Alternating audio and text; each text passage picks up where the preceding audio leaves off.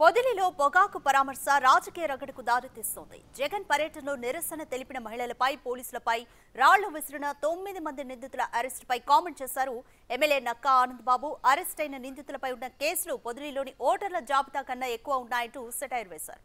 అంతేకాకుండా 40,000 మందితో పరామర్శకు వస్తారా అంటూ కామెంట్ చేశారు ఆయన. జగన్ కుటీన రాజకీయాలు చేస్తున్నారని ఆరోపించారు. అసలు జగన్ సమాజానికి ఏం మెసేజ్ ఇవ్వాలనుకుంటున్నారని ప్రశ్నించారు నక్కా. మహిళలకు వెంటనే క్షమాపణలు చెప్పాలని కోరారు నక్కా ఆనంద్ బాబు.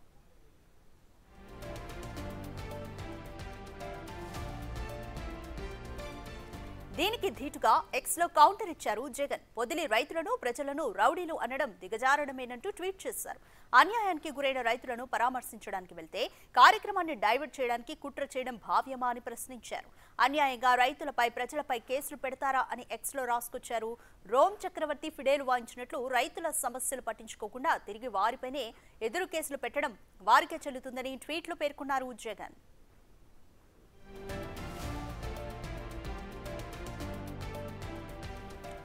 జగన్ ట్వీట్ కు కౌంటర్ గా రౌడీలని గూండాలని తీసుకొచ్చి పొదిలిలో పోలీసులపై జగన్ దాడి చేయించాడంటూ టీడీపీ ట్వీట్ చేసింది. ఇలాంటి వారిని సమర్థించి రాష్ట్రాన్ని ఏం చేయాలని అనుకుంటున్నామని ఎక్స్ లో ప్రశ్నించింది.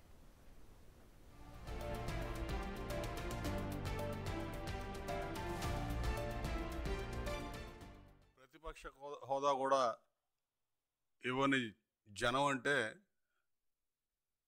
అతనికి ఒక రకమైన జుగుప్స కలుపుతాయి. రోజు రోజుకి ఫ్రస్ట్రేషన్ పెరిగిపోతూ ఉంది. లేకపోతే ఏంటి, 5 ఏళ్ళు సీఎంగా చేశాడు, 5 ఏళ్ళు ప్రతిపక్ష నాయకుడిగా ఉన్నాడు.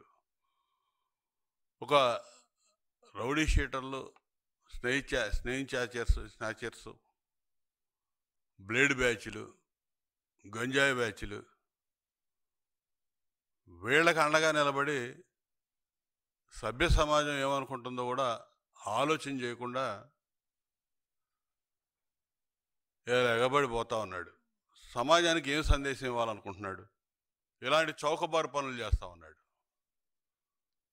లేకపోతే ఒక రౌడీ షీటర్లు పోలీసుల మీద హత్యాయత్నం చేసి వారేదో కొట్టారని చెప్పి నానా యాగి చేసి ఆ తెనాలి వెళ్ళి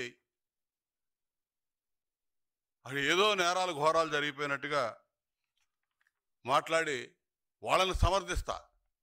ఆ రౌడీ షీటర్లు గంజాయి బ్యాచ్ ఎవడైతే ఉన్నాడో వాళ్ళు ఏదో గంజాయి అమ్మటం నేరం కాదు, ఆడపిల్లను గొడవ చేయటం నేరం కాదు.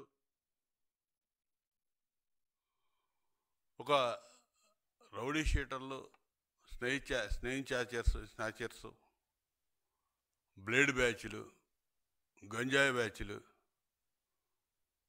వీళ్ళకి అండగా నిలబడి సభ్య సమాజం ఏమనుకుంటుందో కూడా ఆలోచన చేయకుండా ఎగబడిపోతూ ఉన్నాడు. సమాజానికి ఏం సందేశం ఇవ్వాలనుకుంటున్నాడు? ఈయన అయిపోయింది, మాజీ ముఖ్యమంత్రి, ఇక లేదు, రాజకీయంగా అవకాశం లేదు, ప్రజా జీవితాన్ని పనికిరాడు. ఈ గంజాయి అమ్ముకునే వాళ్ళు, డ్రగ్స్ డీలర్లు, పెడ్లర్సు, ఈ బ్లేడ్ బ్యాచ్లు, వీళ్ళందరూ గౌరవాధ్యక్షుడిగా పెట్టుకుంటే పోద్దుతున్నాయి. ఒక రౌడీ షీటర్లు పోలీసుల మీద హత్యాయత్నం చేసి వారేదో కొట్టారని చెప్పి నానా యాగి చేసి ఆ తెనాలి వెళ్ళి అక్కడ ఏదో నేరాలు ఘోరాలు జరిగిపోయినట్టుగా మాట్లాడి వాళ్ళని సమర్థిస్తా. ఆ రౌడీ షీటర్లు గంజాయి బ్యాచ్ ఎవడైతే ఉన్నాడో వాళ్ళు ఏదో గంజాయి అమ్మటం నేరం కాదు, ఆడపిల్లను గొడవ చేయటం నేరం కాదు అన్నట్టుగా ఉంది ఇతను చేసేది.